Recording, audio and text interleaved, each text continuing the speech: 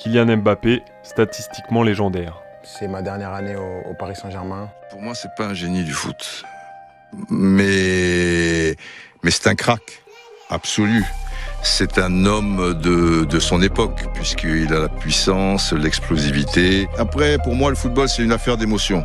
J'aime beaucoup Mbappé, et chapeau bas pour tout ce qu'il fait, mais je vais pas payer une place pour voir Mbappé, je vais payer une place pour voir Pastore. Le football, il a changé, il a changé.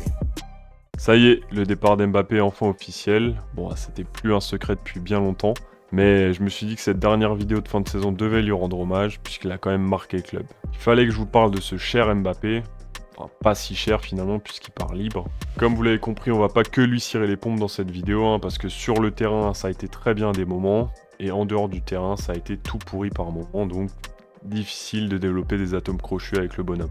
Comme beaucoup de supporters, enfin de ce que j'ai vu sur les réseaux en tout cas, j'ai l'impression que c'est plutôt un soulagement qui s'en aille. Parce qu'on était quand même arrivé au summum d'une relation toxique qui s'est même pas conclue par le Graal européen tant espéré. Et on va pas parler tout de suite des choses qui fâchent, vu qu'il y a eu des choses très bien qui se sont passées avec Kylian, et on va les mentionner. On va commencer à revenir sur son palmarès avec Paris pour situer les choses. 6 Ligue 1, 4 Coupes de France, 2 Coupes de la Ligue et 3 trophées des champions. Je parle de statistiques encore, il termine avec plus de 250 buts sur sa carrière parisienne, ce qui en fait le meilleur buteur de l'histoire du club. Et si on se prend en vrai, Mbappé c'est 39 buts par saison minimum, si on enlève l'année de son arrivée et la saison Covid, où il termine quand même avec 30 buts, ce qui est monstrueux. Et l'autre ligne de stats qui compte, les passes décisives, il en termine avec 96, ce qui le place au 3e rang de l'histoire du club. Pas si solo le bonhomme finalement.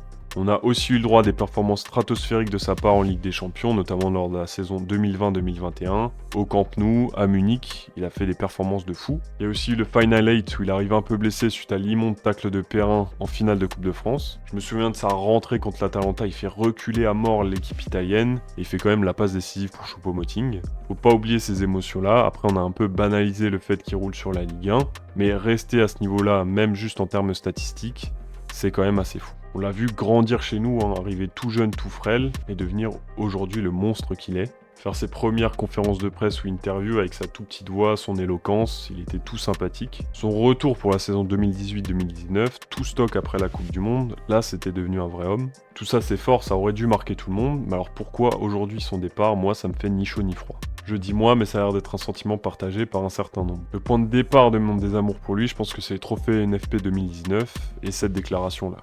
C'est un moment très important pour moi, parce que je pense que aussi j'arrive à un premier ou un second tournant de ma carrière, où je pense que j'ai découvert énormément de choses ici. Et voilà, je sens que c'est peut-être le moment d'avoir plus de responsabilités. J'espère que ce sera peut-être au Paris Saint-Germain, ce sera avec grand plaisir, ou peut-être que ce sera peut-être ailleurs pour un nouveau projet, mais je voudrais vous dire merci. En le re-regardant aujourd'hui, c'est vrai que ça sonne vraiment en plus comme des adieux. Et en fait, c'est ce genre de choses, ce genre de déclarations qui font qu'aujourd'hui je lui en veux. Pas ses performances sur le terrain, à part peut-être cette dernière saison 2023-2024, mais ça on va en reparler. C'est cette communication qui est passée de fraîche et sympa au début quand il est arrivé à calculer et toujours quasiment allant à l'encontre du club.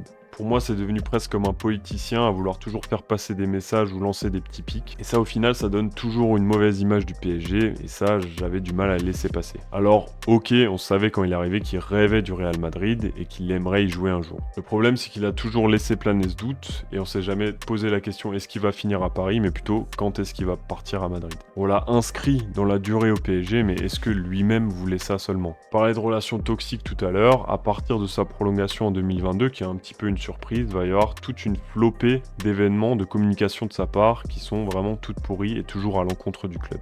Il y a sa story pivot gang, sa déclaration en équipe de France où il dit que là il joue avec une vraie équipe, sous-entendu contrairement au PSG. En tant que joueur, c'est un plaisir de jouer avec des joueurs de qualité.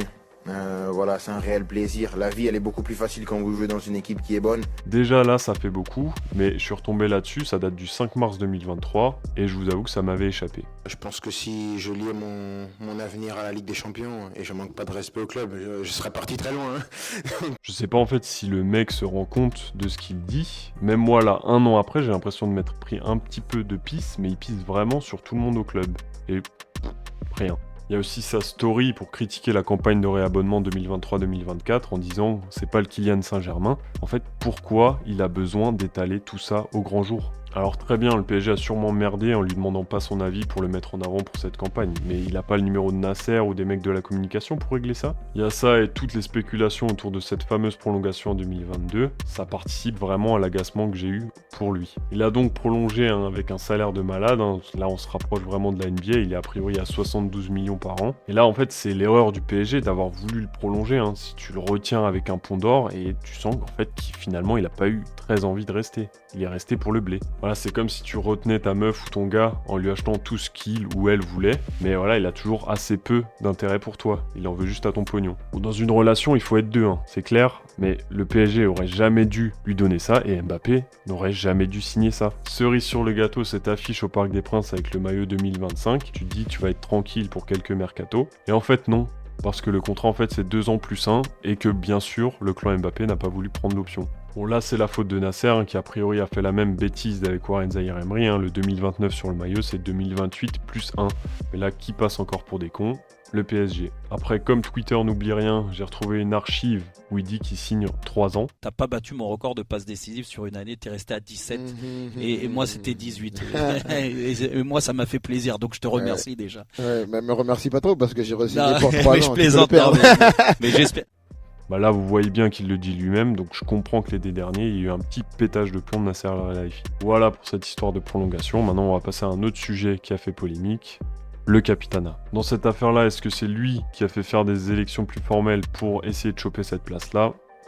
J'en ai un petit peu l'impression. Donc ça, c'est pas certain, mais ça y ressemble quand même. Après, suite à ces élections, il est quand même arrivé 4ème, derrière Marquinhos qui a été confirmé, et puis Danilo et Kimpembe. Après, ce brassard, il l'a quand même souvent porté, puisque même quand il y a Danilo sur le terrain, le Portugais lui laisse le brassard pour pas qu'Mbappé soit vexé, j'ai l'impression. Après, si on arrive sur la définition de capitaine, ça doit être quelqu'un qui a un exemple pour ses coéquipiers et un leader sur le terrain. A priori, de ce que j'ai lu et vu sur certaines vidéos, il parle beaucoup dans le vestiaire, soit. Mais je sais vraiment pas pourquoi il s'est mis en tête d'avoir ce brassard, parce que son comportement parfois est loin d'être exemplaire. Son attitude sur le terrain, elle est parfois détestable. Quand ça va pas dans le bon sens, il râle, des fois il s'arrête de jouer, et ça peut pas faire tourner les choses dans le bon sens. Il y a donc beaucoup de griefs sur l'extra sportif avec Kylian, et il y a vraiment rien à dire sur le sportif? Évidemment que si. Après, on va commencer par un constat plus qu'une critique. Est-ce qu'il y a des buts de Kylian Mbappé qui vous ont laissé bouche bée au PSG? Alors il y a peut-être le but contre le Real en 2022 et celui contre la Juve la saison suivante, mais sinon, bof. Neymar, je l'apprécie moins qu'Mbappé, mais il a quand même mis des buts de zinzin à Paris. Pour le coup, je me suis maté ses 200 premiers buts à Paris et il y a beaucoup de copier-coller. Bon, c'est efficace, mais il y a pas trop de rêve quoi. J'avais déjà parlé de Paoletta dans d'autres vidéos. Il pète le record de Rocheteau, il marque des buts de taré contre l'OM et contre Nantes notamment. Pour Kylian, j'ai pas cette impression là. Après, bon, c'est peut-être parce que je suis fâché contre lui aussi. Je vais pas vous mentir, j'avais les larmes aux yeux quand il égalise contre l'Argentine en finale de Coupe du Monde. Après, c'est vrai qu'en équipe de France, il a toujours été en mission. J'ai pas eu cette impression là au PSG. Voilà un petit constat sur ses buts un peu gratos. Après, on va parler un petit peu plus de stats, où il y a des secteurs du jeu où il progresse pas et même il est en recul. Et là, merci Paris Saint-Germain pour le travail. En fait, ils ont fait un article avant le début de la saison 2023-2024 pour retracer la carrière de Kylian en chiffres au PSG. Donc l'article est en description et en gros, on peut y voir qui ne progresse plus et même qui stagne sur certains aspects du jeu. Notamment ses dribbles et sa moyenne de buts par match qui a baissé. Après, c'est vrai que sur 3 saisons, il était à plus d'1 but par match, donc les standards étaient vraiment très hauts. Après, pour sa défense, il a vécu l'ère Galtier et Pochettino, où là, le fond de jeu était proche du néant, mais il y a quand même beaucoup de statistiques qui baissent après 2021. Est-ce que Paris l'a rendu un petit peu flemmard? Il y a peut-être une stat qui va pouvoir illustrer ça. Sa première saison Ligue des Champions avec Monaco, il frise les 10 bornes par match. Devinez ce qui s'est passé à Paris. À partir de 2019, il va tourner aux environs de 8,5 km par match, soit 1,5 km de moins que ce qu'il faisait au début de sa carrière. J'ai quand même l'impression que ça dit quelque chose. On va terminer pour l'allumer avec sa dernière saison à Paris où il va quand même finir à plus de 40 buts et au moins 10 passes décisives. Mais je pense que la plupart des gens qui sont ici ont vu le contenu des matchs. Et si on se concentre vraiment sur la Ligue des Champions qui est le révélateur, qu'est-ce qu'on a? Alors très bien, il termine cette campagne européenne avec 8 buts, mais j'espère que vous vous souviendrez à quel point il était insipide dans quasiment tous les matchs européens qu'il a menés, sauf peut-être le retour à la Sociedad. Alors le retour à Barcelone, très bien aimé le doublé qui qualifie Paris, mais son match, il est dégueulasse dans sa globalité. Et ces demi-finales, là où tout s'arrête contre Dortmund, où il aurait dû être ultra motivé pour amener le PSG en finale de Ligue des Champions, ça fait un poteau à l'aller, une transversale au retour, et sinon, Que dalle en fait. Et cette saison en plus, le pire, c'est que j'ai l'impression qu'avec le départ de Neymar et Messi, il s'est mis en tête d'être un playmaker, de prendre le ballon plus bas et de faire des différences avec des passes. Et ce n'est pas ce qu'il est. C'est un joueur de percussion exceptionnel quand il est sur le côté, mais Luis Enrique, il pouvait pas l'utiliser comme ça. Pourquoi ? Parce qu'il défend pas. Bref. Enfin voilà, les stats elles cacheront la misère dans 5 ans quand il aura tout gagné avec Liverpool ou Madrid. On s'en souviendra plus. Mais les vrais amoureux du club, ils oublieront pas son comportement. Ils oublieront pas comment il a monopolisé l'attention quand il a été mis à l'écart en juillet 2023. Ils oublieront pas son comportement de sale gosse quand il a rejoint les tribunes à Monaco parce qu'il s'est fait sortir à la mi-temps. On n'oubliera pas non plus qu'il va laisser le club sans indemnité de transfert et surtout à quel point il était mauvais et insipide dans les matchs qui comptaient vraiment. Après, je lui souhaite vraiment de réussir dans son futur club parce que ses performances se reflèteront en équipe de France. Après, je suis sincèrement soulagé qu'il quitte le PSG puisqu'on n'aura plus à se trimballer un boulet financier et sportif, surtout sur sa dernière saison. Ça, c'est une journée au boulot, ça. Ça, c'est le boulot, ça. Bravo. Ça, c'est le boulot. C'est ça, le boulot.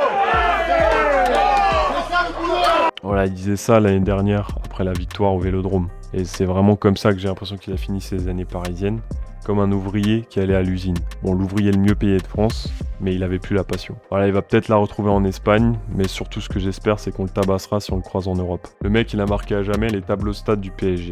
Celui qui va le battre, il est peut-être même pas encore né, mais je vous avoue que dans mon cœur, il n'aura pas marqué grand-chose. Voilà, c'est comme ça que ça se termine. J'ai pas été très sympa avec Kylian. Après, la réciproque est aussi vraie, vu le peu d'égards qu'il a montré envers le club. Je vous remercie d'être arrivé au bout de cette vidéo. Si vous avez aimé ça, vous pouvez liker et vous abonner. Ça me fait vraiment très plaisir. Il y a eu encore beaucoup de nouveaux abonnés avec la dernière grosse vidéo, donc ça, c'est trop cool. Vous avez mes réseaux sociaux en dessous, avec notamment Twitch, où je fais des lives rétro gaming et multi. Donc si ça vous intéresse, vous pouvez vous abonner aussi. Il y aura d'autres grosses vidéos, un peu moins sévères sur les légendes du PSG. Mais voilà, donc vous pouvez suivre tout ça. À bientôt. Ciao!